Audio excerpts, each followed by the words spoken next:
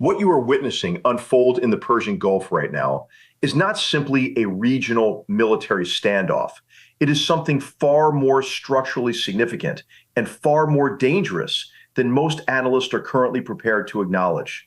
When a regime that has spent 4 decades building its entire economic survival around a single export corridor suddenly finds that corridor sealed, the consequences do not stay contained to the region. They radiate outward, touching energy markets, alliance structures, deterrence calculations, and the internal political chemistry of a government that has always relied on resource revenue to hold itself together.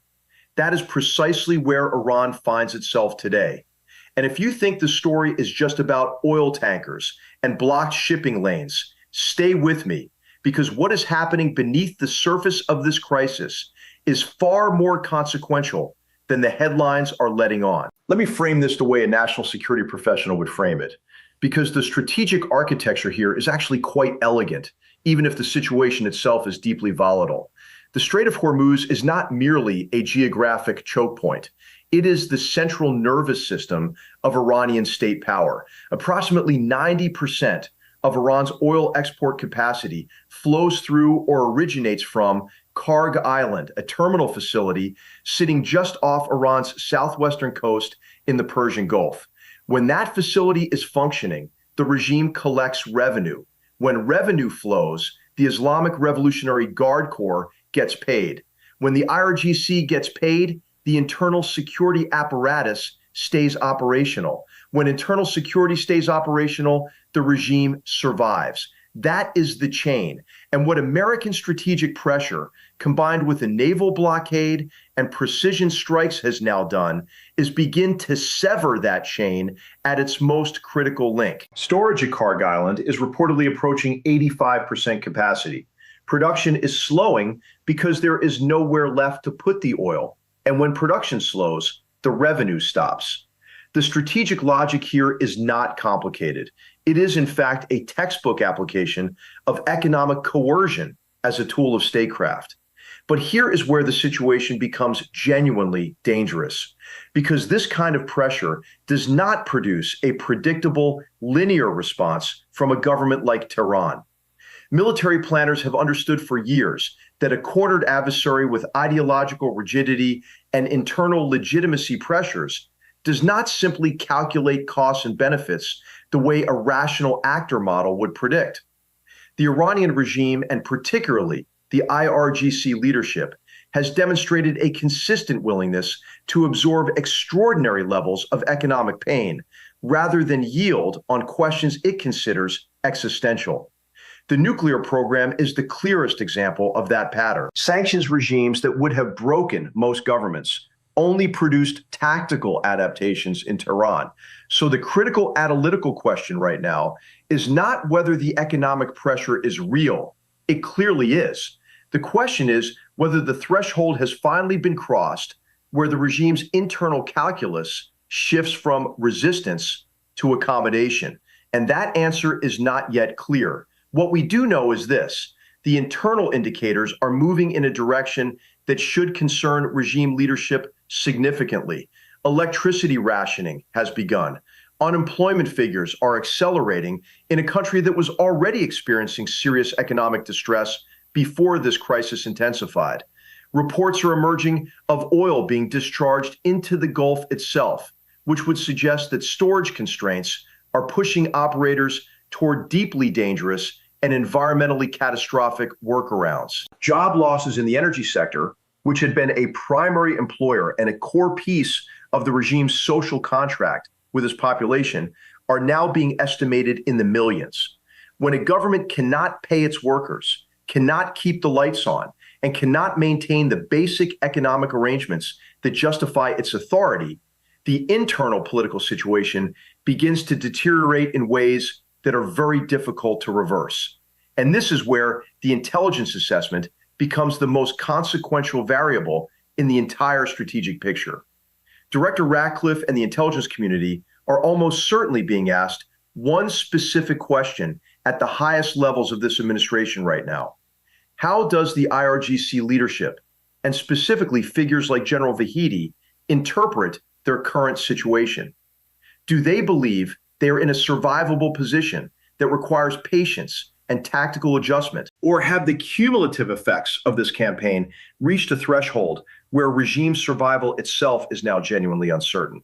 That distinction matters enormously because it determines whether American leverage is sufficient to force genuine negotiation or whether the regime will attempt some form of escalatory action to change the dynamics before the internal situation deteriorates further.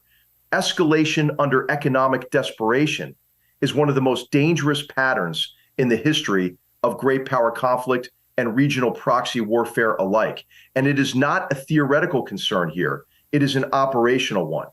Now, let me address the military dimension directly, because there has been significant confusion in the public discourse about the actual balance of capabilities at this point in the conflict. CENTCOM Commander Admiral Brad Cooper has made clear in recent congressional testimony that the narrative suggesting Iran retains the vast majority of its original missile and launcher inventory is simply not accurate. The command and control architecture supporting Iranian long-range strike capability has been severely degraded. Production capacity for missiles and drones has been substantially reduced through targeted strikes on manufacturing infrastructure. Admiral Cooper's assessment places Iranian military capability as significantly diminished, not merely inconvenienced. That is an important distinction. A degraded command and control system does not just reduce the number of weapons available, it reduces the coherence, the timing, the accuracy, and the coordination of any strike package Iran could attempt to assemble. What remains is a residual harassment capability, not a strategic threat capable of decisive action. The Ghadir-class submarine program is a useful illustration of exactly this point. These vessels, approximately 95 feet in length, are shallow water platforms designed specifically for Persian Gulf and Gulf of Oman operations. They carry a crew of roughly 7 personnel, are capable of launching torpedoes and a limited complement of anti-ship missiles, and have an operational range that effectively confines them to the immediate regional environment. They cannot project power globally. They cannot threaten distant shipping lanes or coastal infrastructure beyond the Gulf Basin. What they can do is complicate close-in maritime operations, harass commercial traffic, and attempt to seize vessels in the immediate vicinity of Iranian territorial waters and contested Gulf zones. That is a meaningful tactical capability in a constrained geographic environment, but it should not be confused with strategic naval power.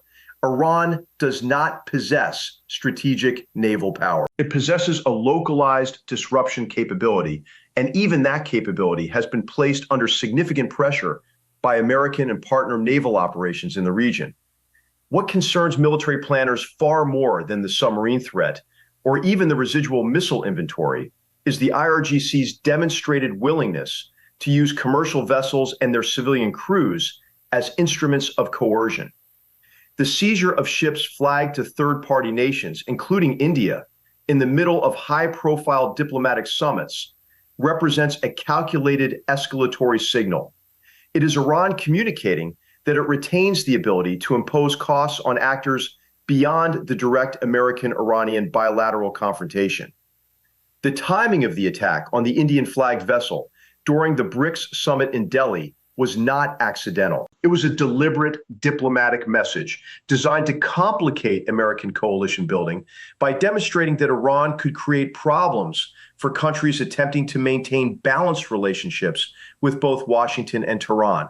That is sophisticated signaling, even from a militarily weakened position, and it speaks to the IRGC's strategic adaptability under pressure. Stay with me, because what is unfolding in the diplomatic space simultaneously with this military and economic pressure campaign is equally significant, and in some ways more revealing about where this crisis is ultimately heading.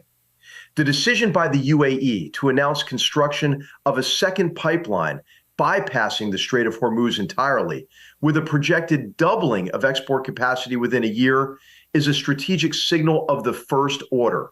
Infrastructure investment of that scale is not made on the basis of a crisis expected to resolve within weeks. It reflects a longer-term hedging calculation by Abu Dhabi, a calculation that the Strait of Hormuz will remain an unreliable transit corridor for a meaningful period of time, and that regional energy architecture needs to evolve accordingly.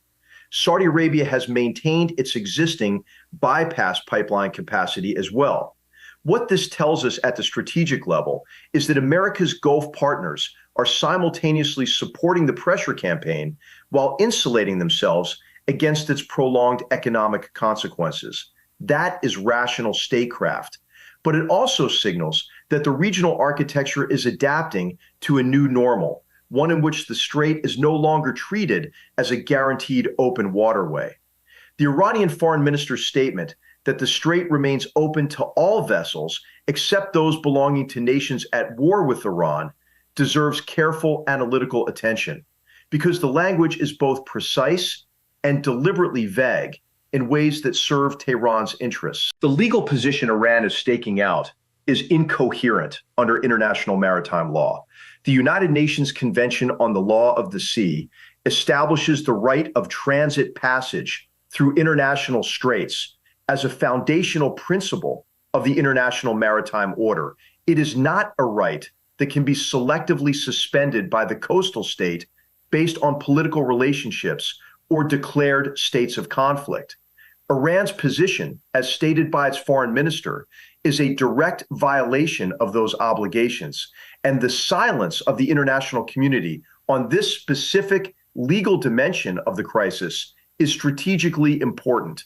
European powers, including France and the United Kingdom, nations that have historically been the loudest voices invoking international legal frameworks in disputes involving American or Israeli military action, have offered no meaningful public challenge to Iran's position on the freedom of navigation. That silence is not legally defensible. And it reveals something important about the appetite for collective action on a crisis that directly affects European energy security far more than it affects American energy security. Because here's what the American energy picture actually looks like in this environment.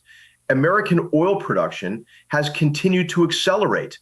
Tankers are loading at Texas and Louisiana terminals and Alaska ports at historically elevated rates. The United States, as a net energy exporter, is not economically exposed to a Persian Gulf supply disruption in the way that European or Asian economies are. This asymmetry and vulnerability has always been a structural feature of American strategic leverage in Gulf crises, and it is operating exactly as strategic logic would predict.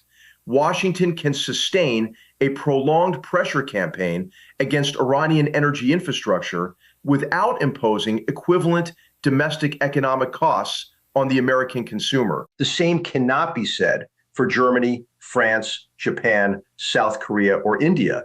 And that asymmetry, paradoxically, creates a dynamic where the nations most economically harmed by the Strait disruption are the nations least willing to take direct action to resolve it, because any direct action risks escalation that could make the situation worse before it gets better. And this is where the escalation ladder becomes genuinely dangerous. If Iran's leadership concludes that American patience has limits, that the administration will eventually seek an off-ramp to avoid prolonged regional entanglement, the calculation shifts. A regime that believes it can outlast American political will has an incentive to absorb more pain in the short term rather than negotiate seriously.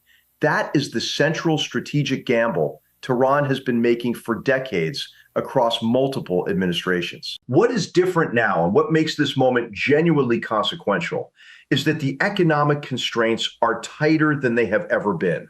The military degradation is more severe than anything Iran has previously absorbed. And the internal social contract that the regime relies upon to sustain its grip on power is under more direct pressure than at any point since the Green Movement of 2009. The question that every serious strategic analyst should be sitting with right now is deceptively simple, but operationally profound. At what point does economic strangulation produce regime accommodation rather than regime radicalization? Because history is not uniform on this question, and the answer has enormous consequences for how Washington manages the next phase of this campaign. There are cases in the historical record where sustained economic pressure combined with military degradation produced genuine negotiated outcomes. Libya under Gaddafi ultimately surrendered its weapons of mass destruction program under conditions that combined diplomatic engagement with credible military threat. South Africa dismantled its nuclear weapons program under a combination of international isolation and internal political transformation. But there are equally instructive cases where regimes absorbed extraordinary levels of punishment and emerged, if not stronger, then at least intact. North Korea has endured decades of sanctions that would have collapsed most governments and has consistently chosen ideological survival over economic modernization. Cuba, which just this week accepted a $100 million American humanitarian aid package, represents a case where the transition toward accommodation required generational timescales. The Iranian regime has studied these examples. They understand the logic of endurance. And the IRGC in particular has built its institutional identity around the narrative of resistance under pressure. But here is what is structurally different about the current situation and why the historical analogies only take you so far. The IRGC is not simply a military organization. It is simultaneously a political force, an economic conglomerate, an intelligence apparatus, and the primary instrument of internal repression. Its ability to fulfill all of those functions simultaneously depends on a continuous flow of resources. When the oil revenue stops, the IRGC cannot pay its contractors, cannot fund its proxy networks across the region, cannot maintain the patronage relationships that keep its officer corps loyal, and cannot sustain the paramilitary infrastructure it uses to suppress domestic dissent. This is the fundamental structural vulnerability that the current pressure campaign is targeting. And it is a more precise and more strategically sophisticated approach than anything that has been attempted against the Iranian regime in the past 4 decades of this confrontation. What we are witnessing is not simply a military campaign. It is a deliberate attempt to sever the financial sinews of IRGC power. Now, let me address something that has generated significant confusion in the public discourse, and which I think reflects a broader pattern of strategic misdirection that deserves direct examination. The narrative suggesting that American munitions stockpiles have been so severely depleted by this conflict that the United States lacks the capacity to continue or escalate operations is analytically unsound, and the source of that narrative should be examined carefully.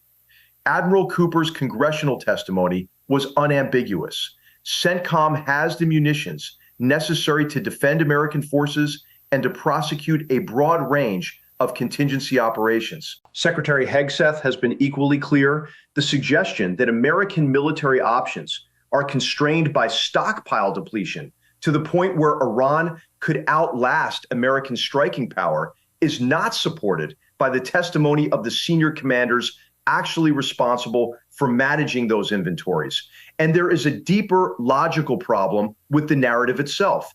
If American forces deployed in the region genuinely lacked adequate munitions for force protection, the responsible course of action from any military commander would be immediate redeployment, not continued presence. The fact that American naval and air assets remain forward deployed in a contested environment is itself evidence that the commanders responsible for those forces are satisfied with their defensive capacity. What the stockpile narrative actually represents is a form of strategic communication warfare, an attempt to shape American domestic political perceptions in ways that create pressure for an early exit from the pressure campaign before it has achieved its objectives. Military planners have always understood that adversaries attempt to influence the information environment as a substitute for military capability they no longer possess. And a regime that has lost 85% of its weapons manufacturing infrastructure, had its command and control architecture degraded, and watched 90% of its naval mine inventory destroyed, has a very strong incentive to seek victories in the information space that it can no longer achieve in the physical domain. Recognizing that pattern is part of what serious strategic analysis requires. You do not take adversary information operations at face value simply because they are repeated loudly or frequently. But this does not mean the American position is without genuine strategic challenges. It is not. And intellectual honesty requires acknowledging them directly. The munitions production industrial base in the United States has been underfunded and structurally neglected for the better part of 3 decades.